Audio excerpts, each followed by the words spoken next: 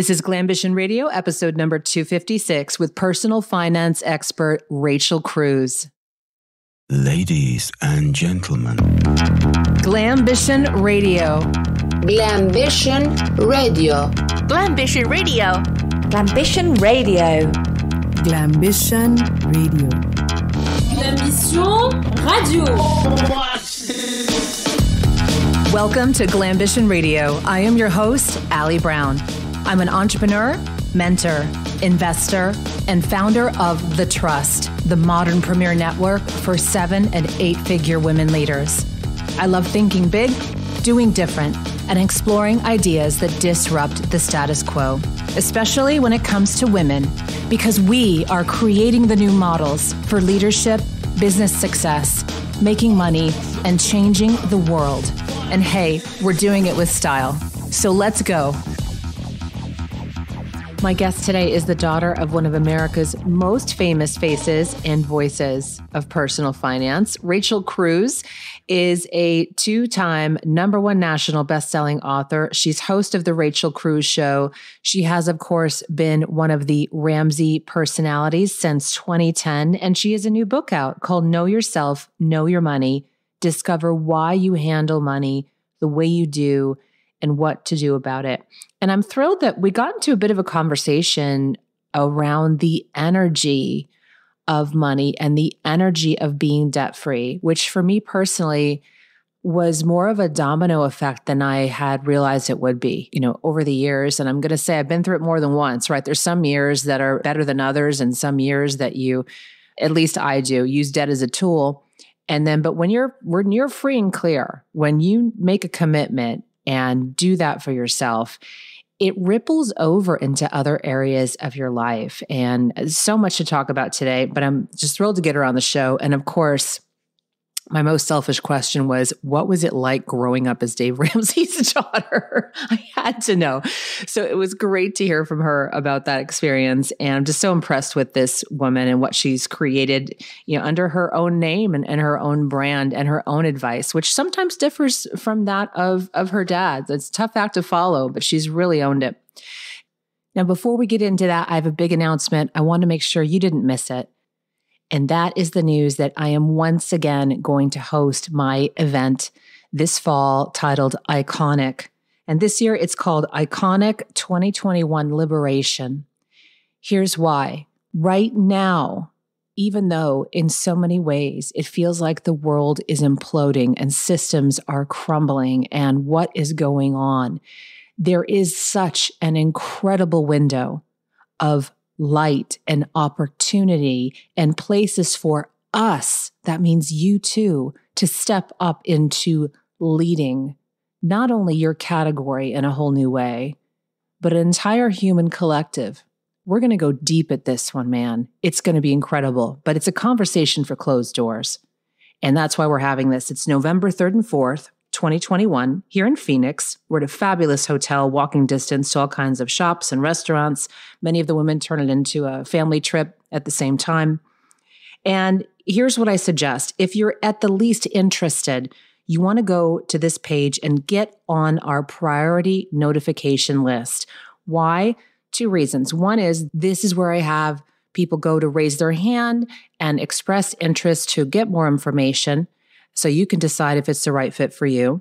But second is, in past years, we typically sell out from this list alone. So when seats go on sale, before we even announce it publicly or on the show here or anywhere like that, this list buys up all the seats. Right now, we're looking at about 80 spots. We're in a portion of the ballroom, so it's not a huge space. I don't want a giant event. I want women who are ready to roll up their sleeves, have serious conversations, and plan out the most amazing chapter of their careers. That's what this is about. The excitement, the liberation, the opportunity. So the page is iconicwithallybrown.com. We will also put a link below in the show notes. And I hope to see you there. And on that page, by the way, is more information as well. So go there if you're curious. share this with a woman you know. And, P.S., we are looking for women at a certain level of business, but it's not the $1 million mark. You don't have to be at the level to qualify for the trust, but we are looking for a certain type of woman leader to be in that room. A little bit more on that page, and sign up for that list, and you will be sure to get all the details as they become available. iconicwithallybrown.com.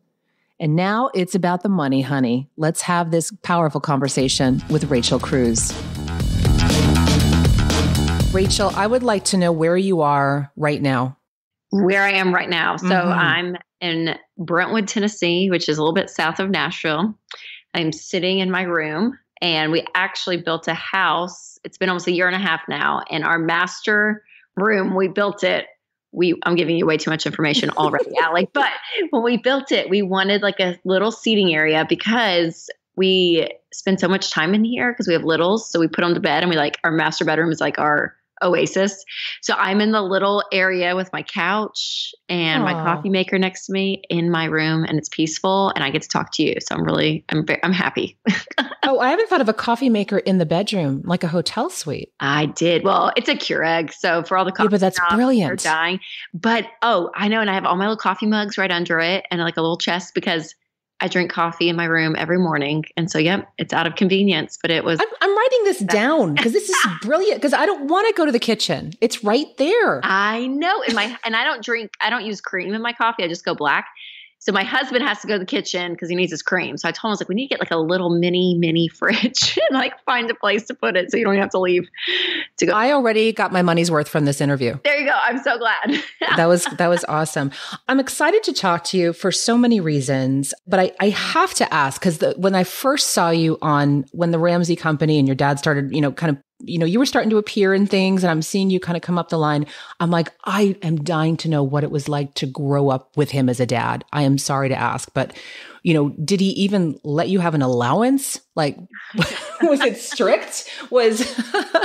Tell me about your childhood and growing up and becoming part of the Ramsey company. And this is so great to see you now as, really out front. Yeah. So growing up as Dave Ramsey's kid, I think people just assume that we were obsessed with money, that we had mutual fund birthday parties and budget camps in the summer and all this stuff. And thankfully that was not the case. Mom and dad, to their credit, they did a great job of taking money and teaching us, of course, but they really did it in the ebb and flow of life. It was never this subject that they were obsessed with or that all conversations revolved around.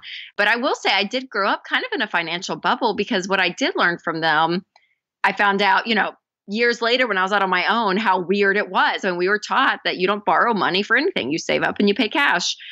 We were taught to work. So to your point, did we get an allowance? Allie, no, we actually did not get an allowance. We were on commission. So you work, you get paid. You don't work, you don't get paid. We were taught, to what contentment looks like, what generosity looks like. So all those conversations, again, I now know were not common in a lot of people's households, and even how I was raised on what money is and how to view it and how to handle it is very different than the world. So when I graduated high school and went to college, that's when I realized the need for this message. I was meeting 19, 20-year-olds with tens of thousands of dollars of student loan debt, credit cards, back when I was in college, credit cards were on campus and you could sign up. Oh, they were lined up. And yeah. I remember I'm embarrassed to share this. I've shared this before though. I grew up in a family that didn't talk about money. So I'm like, what's APR? I'm signing up for these cards. Right, I had no idea. This is like the early 90s. Totally. And yeah. And so that's interesting. So that was really the first time when you started to be around so many other young adults and you see them having these problems. You're like, oh, that's why my dad taught this. Yes, 100%. Yep. And so that was kind of my light bulb moment, I feel like, where I thought, okay, I don't know a lot. I'm 19, 20 years old, but I know enough that if someone wants help, I really think I can help guide them on a very simplistic level. And so when I graduated college, that's really what I did. I dove into a lot of the younger generation. So high school students, college students really became my passion for a number of years. And that was 11 years ago. And so now 11 years later, I'm married, 3 kids, and my message is kind of shaped with my season of life. And so naturally it's brought on more of an older crowd, if you will, versus just high school students. So now I get to speak to various ages, but still the same principles. And that's what I love about what we teach at Ramsey is that, these principles work if you're 15 or you're 55 or you're 85. And so being able to instill that obviously as early as possible is ideal, but it's been a fun journey. What do you think your voice has added to the philosophies that your dad, really instituted so many years ago? Well, people have coined this, so I won't claim it as my own, but from what I've heard, my dad is obviously a little bit more, I would say, not just bold, but he's kind of your fun uncle, but will give you the hard truth when you need it. And I'm more like your friend. I'm like, yep, I'm doing life with you. I will stand by you and we're going to figure this out together. So I would say I probably bring a balance of a little bit of levity, maybe a little bit more love. And you're the kinder, gentler Ramsey advice. I would say so. Yes. I mean, I naturally am, I can go into conflict and I'm bold. I have, some convictions for sure. But yeah, the way we go about it is a little different. And honestly, Allie, that was something I had to learn to really mold into, because I remember about 2 years into the job, I was like, I just had this realization, I'm not a 56-year-old balding man. Like I am young and fun and I enjoy shopping and I have these things about my life. So how can I mold who I am into this message? And thankfully I've been able to do that, which I'm really grateful for, with a lot of help and wisdom from others. Yeah, it's been great to see the evolution of your message, and then, especially becoming a mom. And I know, I have 8-year-old twins. So gosh, they're not 8 yet. So I should still say 7, and that changes again, how you're viewing your life and money. Now, your new book is called Know Yourself, Know Your Money. Tell me why a new book and what is the focus of this book? Yeah. So for this book, I wanted to dive under the foundation of just the money principles and the how-to of money. So for 11 years now, I've been teaching people how to handle money. So how to budget, how to get out of debt, how to invest, how to refinance, how to give, how. And while all of that is very much needed, I realized, man, there's an underneath surface of a lot of these problems, because I think a lot of life's problems masquerade themselves as money problems. So when I'm talking to someone and they're like, yeah, I really struggle with, I'm terrible at budgeting. And I dig into it, I realize, man, there's kind of this discontentment piece to it that they're not addressing. Or married couples will say, we fight about money all the time. There's no way we can be on the same page. And money's just too hard. And I'm like, yeah, at that point, it's not a money issue, it's a marriage issue. So what's going on? Where's the trust level within the marriage, right? Like there's all these deeper issues, but they come out as money at times. And so that's what I want to do with this book, is to get into that root and figure out why we handle money the way we do, not just the how-to of money, but the why behind our decisions. And when you can understand that and your motivation, then you can start to change your money decisions. You can start to change your money habits, all to lead you with a better outcome when it comes to your bank account at the end of the day. Does it have a lot to do with how we're raised, or is that not as big of a deal as people think? No, there's a component to that for sure. That's where I start out the book, is talking about your money classrooms and how you view money today. Really, a lot of it was shaped from your household growing up. And so whether you mirrored exactly your parents' money philosophy or the way they handled money, the way they react to money, you can mirror it. Or for a lot of people, they do the exact opposite. Their parents were one way and they literally go to the other side of the spectrum. But again, all of that influences the way you see money today. Yeah. Now also that I have kids, I mean, I don't know about you, but every moment I'm like, oh my God, am I messing them up? Am I teaching the right thing? Like, should I be talking more about money, less about money? I'm just, curious as a mom, some tips maybe for some of us, especially with kids, like if you can give us a few ideas on what maybe you do with your kids. Yes. Well, again, I think that ebb and flow of life is a really key point, because I think it was Andy Andrews said that we're not just trying to raise good kids, we're trying to raise kids to be good adults. And so as an adult, I don't want my kids obsessed with money. I don't want them to think that it's the end all be all. I don't want that. And so for me to model, okay, it's not this idol in our life. It's not something we worship, but it is a tool to create a life. And you can either create a life that's very stressful when it comes to money, or you can create a life of freedom. So what does that look like? Well, with a 5-year-old, you can start to say, we do this at our house, okay, well, let's do some chores around the house. You can help me make dinner. You can clean your room. You can do a couple of things, and I'm going to pay you for those things. So you can start to associate money and work. If I do this, I get this. And so my middle one, who's 3, she's almost 4. She'll be 4 in 2 months. She's picked up on it. We haven't really been as intentional with her. And she will like put her shoes in her closet. And she's like, Mom, do I get $1? And I'm like, no, that's setting the bar a little low there, hun. Do something besides that. 100%. I was like, yeah, no, this is not a union. You don't get paid for every little thing. That's great. A family. So yeah, there's a balance there for sure, teaching them. But I think that money and work piece is key. And then once they earn money, when they get a little bit older, maybe 7, 8, 9, then once they earn the money, say, okay, we're going to give some, we're going to save some, and we're going to spend some.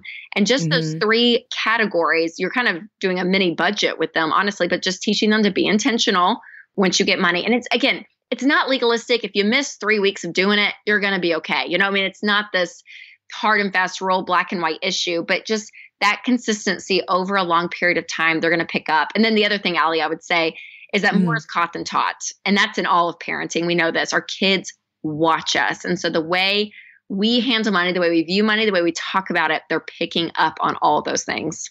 Yeah, they are. My son's now asking too many questions, actually. He's like, and how much do you make? How much did this house cost? Yeah. Blah, blah, blah. I'm like, okay, cool it. I know. Isn't that funny? Oh man, they dive in. They'll ask for sure. Yeah. Now you talk in the book also about how, we are living in this material obsessed society, right? Where in the outside world, we're surrounded by everything, buy, and you're supposed to have this and this and this and this. And, when you go into this whole Ramsey plan, right, which I've dove into, it's a total mindset shift. It's totally different. And it's not easy for everyone. And I'm wondering if this is even harder for younger people when they try to get into this? Or is it easier because they have less to fix, less mess to clean up?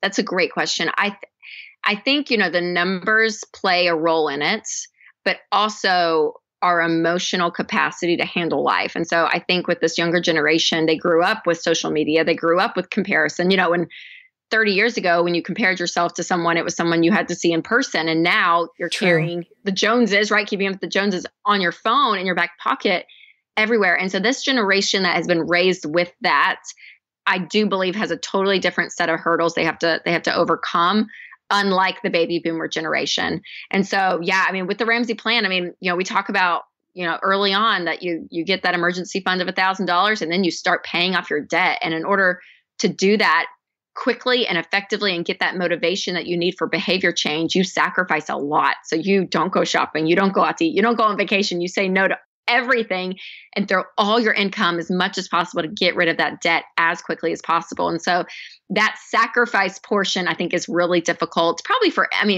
all of us, right? I think it's hard to say no to ourselves, and we're used to that instant gratification, and we're used to getting what we want when we want it, and having to say no to ourselves takes a level of discipline that I think is getting harder and harder in our world today. Oh, no discipline anywhere. Right. It's that's why I've been amazed at the traction that your programs have. But I have to add, because I've been through this, and more than once, by the way, and I want to share with people that there are, because I'm about to turn 50, so this ain't my first rodeo, right? We go through different seasons, and I've started multiple businesses and things. And there are times that you'll be like, okay, I've gone off track. I got to get back on. The energy of it, though, there's something behind that energy of saying, no, I'm going to be debt free, like completely debt free. There's an amazing energy that starts to happen when you start taking action that supports you. I swear it happens. Like, you're not sure how you're going to do it at first, and then just magical things start to happen, and it gets easier and easier and easier. That's my experience. I'm curious if you've seen that. It just gets easier. No, I love that you said that, because I think there is a level of freedom that comes, and we teach people to pay off debt smallest to largest. So regardless of the interest rate, which mathematically is not correct, mathematically you pay off the largest interest rate. Right. That's what I always learned. Yeah. But paying off the smallest debt, you get those quick wins, and you get kind of that magic, like what you're talking about. So even if it's a $600 Nordstrom credit card or whatever it is, and you have a little bit of debt on it, but you're like, okay, I can pay this off, and you pay it off, and you think, oh, wow, that's gone. Okay, let's go to the next one and the next one. You start to get that motivation because you actually get those quick wins. And like you're saying, you start to to see the light at the end of the tunnel, if you will, where you're like, oh, this is possible. Like we can actually do this. And so that motivation kicks in and people get out of debt so much faster than they ever expected. Again, because it's so emotional. There's something about it. And when you start to win in that area, it's like nothing will stop you. I mean, you will plow through it. And so we find people get completely out of debt, everything but their mortgage, in 18 to 24 months on average. And it's remarkable. And then once you're at that point and you've paid it off, the freedom that comes with it, not just the financial freedom. I mean, obviously your paycheck comes in and it's all yours. It's not going back out 18 different directions, but also people will say, I can finally sleep at night, or I actually have options. I get to quit the job that I absolutely hate, but I had to be in to pay these bills. And now I have the option to go do something else. Like suddenly there's this freedom in different areas of your life that just opens up. And I think it's an amazing thing that I feel privileged to be on the front lines of it and seeing people do it day in and day out. Oh, I bet just to see the lives transformed must be incredible. Yes. And for me, like with, even my story, because mom and dad filed bankruptcy the year I was born. And so, we were just talking about kids earlier, but even, seeing these families with these little kids, and I will cry when I hear people do their debt-free scream on the show with these little kids, because I think I was that kid. If my parents decided to go back and just go their own ways with money, I would be insane. I would be insane. Allie, I would be insane with money. I mean, I would be the most probably materialistic, in-debt person you've ever met, because I'm a spender. I'm a free spirit. I'm like, oh yeah, let's just have a great time. And so if I had not had these grounding principles, my life would be a mess. And I just am so thankful that my parents chose. So when you're doing this and you're working this plan, it's not just for you. You are literally changing your family tree. Yeah. Wow. I'm going to take that in for a second. You're breaking the chain, right? You're breaking that chain. And you're starting a new chain of leaving, building and leaving wealth for your family and your kids. I do have a question. Most all of the women listening are business owners, and we have women listening from all over the world. What is the order you should approach this stuff, or what's your mindset? If someone has, personal financial problems, and then there's also the business debts, like, is there an order or something you recommend on how to attack these things? Because usually women are dealing with more than one. Yeah, absolutely. Well, I think when you are owning your own business, you do want that separation between your personal life and your business. And so, as you're working your way out of debt, I know a lot of business owners, and they'll put their debt in there. And so I would put that in the debt snowball. As you're working your way out of debt on a personal note, throw some of that business debt in there and start working your way out of business debt, because it's so common. I mean, as common as it is in our personal lives to have debt, it's just as common, or not more, with a business, because, you enter into an industry and you think, okay, well, I have to have the funds to be able to start anything, and I have nothing. And so it's so easy to go and just take on some debt and get going. And then you realize, oh, wow, okay, we got to make these payments, and it changes your decision-making within the business. And so I am a huge proponent of you paying off even your business debt. And so I would put that in as you're paying off your personal debt as well. So you do at the same time, you combine them all and not do all the personal first. Yep. No, I would go ahead and combine them. Yep. Okay. That's interesting. All right. Rachel, for all the women listening, I would love just, if you could share 3 great pieces of advice. It could be from the book. It could be from your personal experience, but just some words that you'd love to leave everyone with. Yes. Okay. I would say on the money notes, because we were just talking about stuff and things and sacrifice and all of it, one of the best pieces of advice is from my dad, and he would say all the time growing up, and so I quote him a lot, but he would say, it's okay to have nice stuff. Just don't let your nice stuff have you. And it can have you if you go into debt for it, right? You do not own it, but it also can have you emotionally. And so there is something around this idea of thinking the next thing is going to make me happy. If I can just get, a newer car, if I could just buy that swimsuit for the summer, I'll be happy. It's just this, if I could just have it, and it's this rat in a wheel mentality, and you never make any progress because your stuff owns you emotionally. So it's okay to have nice stuff. I have a great car. I enjoy shopping, all of these things, but doing it at a level of freedom financially and emotionally, I think is really key. I would also say change is hard. And that's not a surprising, piece of advice. Everyone knows it, but it's just good to call out, because if you are deciding to start a new money journey, it is a mindset shift, just like you said, because you have to realize, man, the way I have viewed money, if I continue to do what I've been doing, I'm going to continue to get to the results I've been getting. And if you get to a point that you're not happy with where you are with money, you have to change everything, flip it on its head and do something totally different. And that change is going to be uncomfortable. It's going to be hard. But if you know what you're changing to is going to create a better future outcome for you, it's worth it. It's worth the tension. And man, I just started working out. I have 3 kids. So I didn't do anything in any gym, any walking, nothing for about 7 years between all my kids. I was like, oh, no. And I finally we had our last one. And I was like, okay, I'm going to do this. I'm going to get back in it. And again, it's been 6 years. So I'm on like month 3 right now.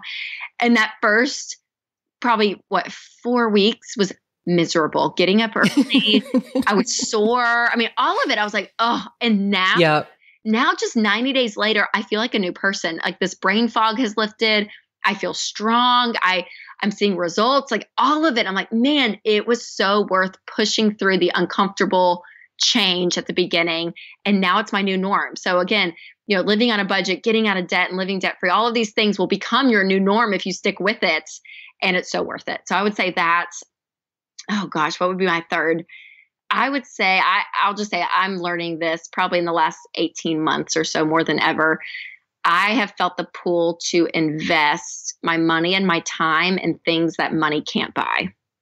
So my family, relationships, friendships, my spiritual walk, obviously my kids, my health, being grateful, again, working out now and really taking care of my body. Like the things that money just can't buy you, I have realized brings me more joy than a new dress, that I can get at Nordstrom.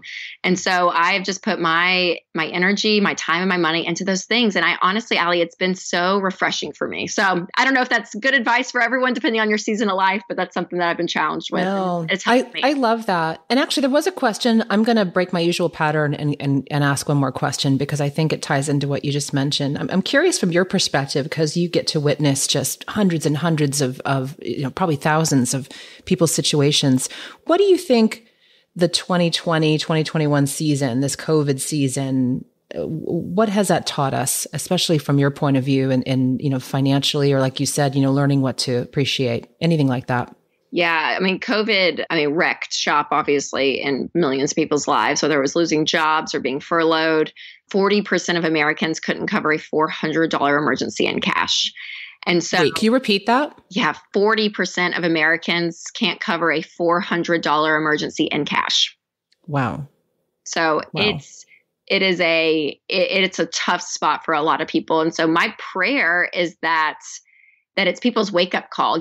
Chip Dodd talks about fear and how fear can actually be a gift because it's your body's a literal response that you are in need of something. And so for a lot of people, money was that in 2020. They didn't have the money. They didn't have the money to pay their bills and pay their mortgage. And a lot of fear swept not just the health side, but the financial side for a lot of people. And so my hope is that we could take that fear to say, okay, what is this telling me?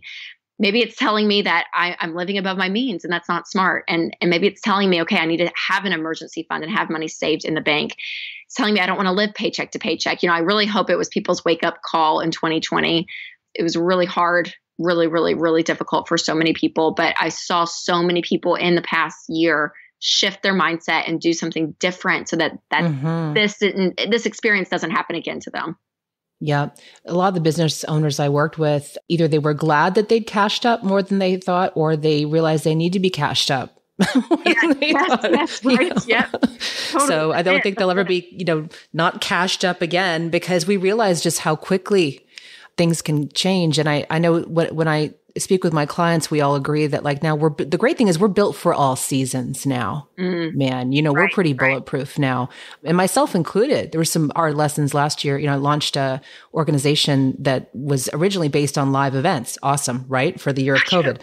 So I'm sure you guys, I know did a lot more virtual as well, but now we ended up with kind of the perfect formula, which we thought about, but not done. And so many people landed in where they needed to be, or were kind of nudged out there at least. And and so from so many as well, realizing those gifts, like the gifts of having more time with our families and the things that were right in front of us, and knowing, taking care of our health. And so Rachel, this has been great. Let's tell us again where we could find the book and where can we follow you? Are you on the road at all? Will we be able to see you in person? I'm not yet. I would be if there were things going on, but I think they're just now starting to. I'm feeling the cusp of those events slowly coming back. So hopefully we'll be back on the road. But you can get the book, Know Yourself, Know Your Money, anywhere books are sold. So any bookstore, or Amazon, or rachelcruze.com. And yes, I'm on YouTube. I have a podcast, The Rachel Cruze Show, as well as Instagram, Twitter, Facebook, all the things. Everywhere. I love it. Everywhere. We know where to find you. Okay, great. Rachel, thank you so much for joining us. Thanks for the great advice. And everyone, you got to pick up Know Yourself, Know Your Money. I hope to meet you in person one day. I know, absolutely, for sure. Thanks, Allie. Thanks for having me on. I appreciate it. Take care. Thank you for joining me for this episode of Glambition Radio. If you enjoyed the show, make sure you subscribe so you automatically get my new shows every week. Also, I'd love if you left us a review so more women like you can discover us. We're on Apple Podcasts, Stitcher, Spotify, Pandora, and other major platforms.